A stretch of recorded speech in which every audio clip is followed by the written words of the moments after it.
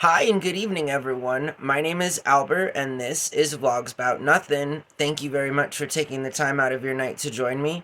As always, I really appreciate it. You feel me? More than just any kind of words could ever demonstrate. Unfortunately, that's all that I have. So it's all that I'm able to give.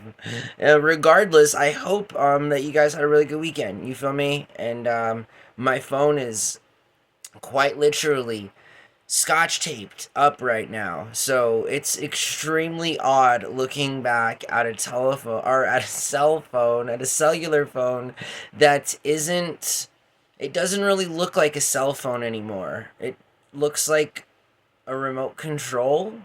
Anybody? From those things that you used to point at the TVs? Those things. Anyways, tonight I want to talk about something super weird and especially weird when you touch it or you feel it, I guess, or if you feel it by touching it. Anyways, oil. And we've talked on the program before about why I think it's important to utilize like things like manteca and lard moreover are just more important or just more in general than like canola oil or hydrogenated cooking oil or vegetable oil or the only kinds of oil that are good for you, that are good for us. Please don't take anything I say with any degree of seriousness. I'm just improvising all of what I'm saying, so let's not take it serious, okay? But let's take it with a grain of salt and do our own research. Absolutely. As always, in and of itself, that's what fact checking is. And while it may seem like I'm rambling about a bunch of things that may not make sense, they actually just might when you look into it a little bit more, trust me.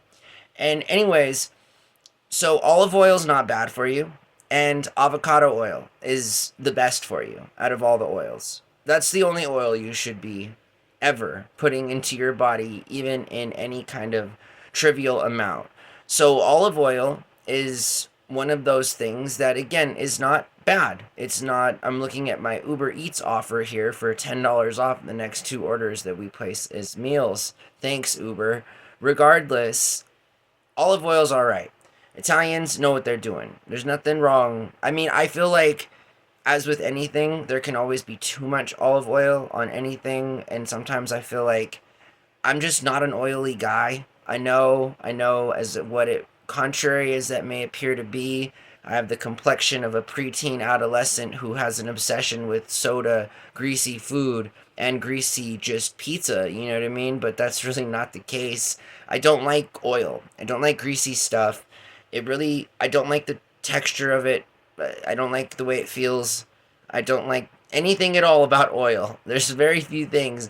Even when I fry food in oil, I don't like the residual feel of that. Just, it's not my thing. And I don't feel like it's something we should be putting in our bodies a whole lot.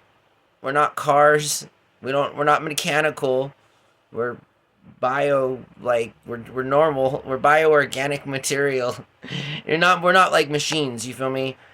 Kind of, more or less. We just, oil should not be something that is such a big part of our diet, and if it is, I would argue it has to be the good kind of oil, which is only going to, and of course, arguably, everyone has their own interpretations of how they perceive what is given to them. Whether or not it's true, we definitely may not know, I'd say.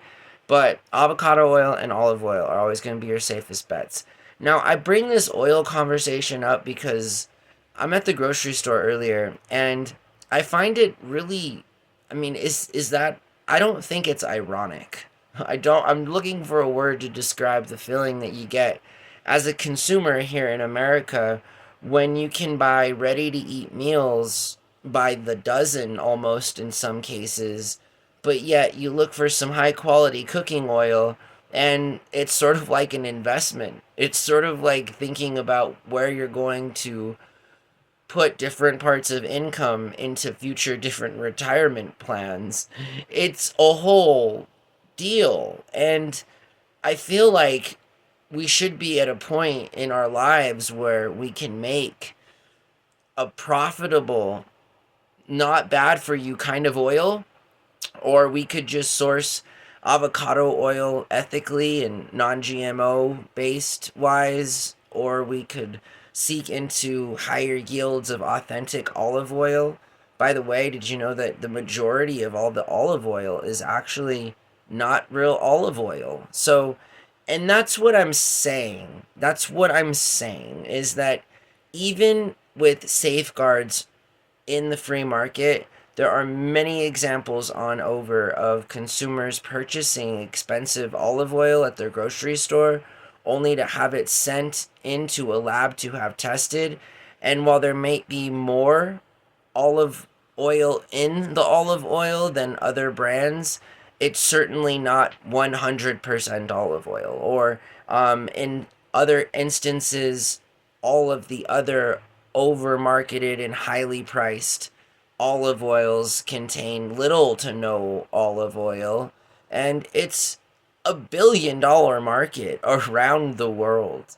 And anytime money's involved and the good old human brain is wired to like stuff, and I guess simply put, Homo sapiens have a intense fascination with money.